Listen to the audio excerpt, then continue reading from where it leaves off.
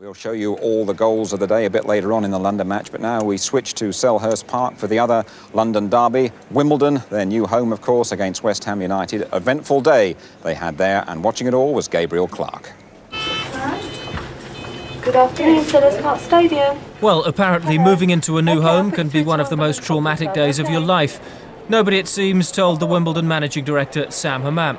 A new season ushered in a new ground and a fresh start, and even before a ball has been kicked, Selhurst Park is already home sweet home. With the Taylor report on our back, and now possibly the Super League rules, we would have really been out of both. We wouldn't have been able to perform at Plough Lane.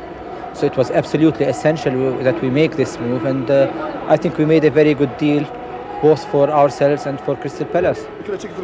It might take the fans slightly longer to make the adjustments. Where'd it go? You've got to go right back round again. Special trains will run from Plough Lane. Some supporters will need more than that, though, to be convinced they've made the right move. Wimbledon have signed a 7-year option to share Selhurst. The worry is that the short-term tenancy will turn itself into a long-term partnership. The supporters can benefit from here, but I think eventually, the true supporters of Wimbledon Football Club would like us to move back into London Borough of Merton and to play football at our own super stadium there. But for all the general goodwill, some feel the biggest hurdle could be on the field. It might be difficult to imagine now, but Plough Lane played a major part in the Wimbledon success story. It's been suggested that playing in front of the same small crowds in a grander setting could be a problem. We've had such a bad time at home like the last 2 or 3 years that we've always had a good away record, so hopefully that might carry on here. And how about the atmosphere at Selhurst Park? What's your immediate reaction? When we get a few games on the belt and we win a few games, and the crowd will start coming, really. Well, 10,000 turned up for the first match, and with half of those from West Ham, atmosphere wasn't a problem, even if finesse and style were in short supply. Direct would sum up the early exchanges with Lulet Mikloshko and Hans Sager's busy men. The one exception to the early hustle and bustle was a player who'd never pulled on a Wimbledon shirt at Plough Lane. Robbie Earle's skill and persistence set up an early chance for John Fashanu.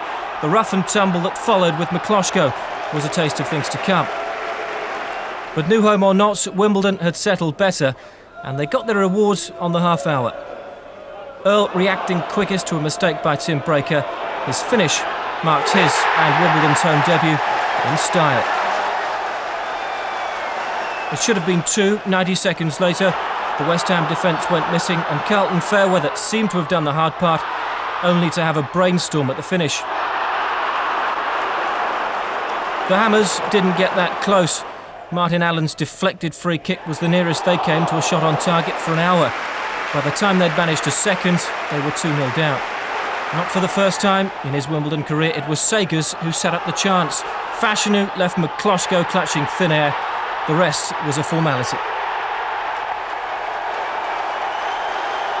But when the two clashed again 3 minutes later, there was a rather different outcome. Fashanu looked a little late. And while Billy Bonds was worrying about his keeper, Fashanu, who'd already been booked, was getting his marching orders.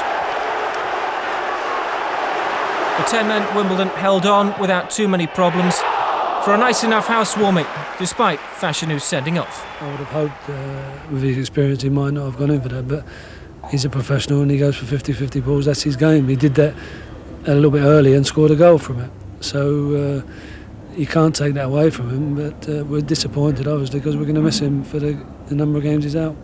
Well, looks to me as though Wimbledon are going to be as hard to beat at Selhurst Park as they were at Plough Lane.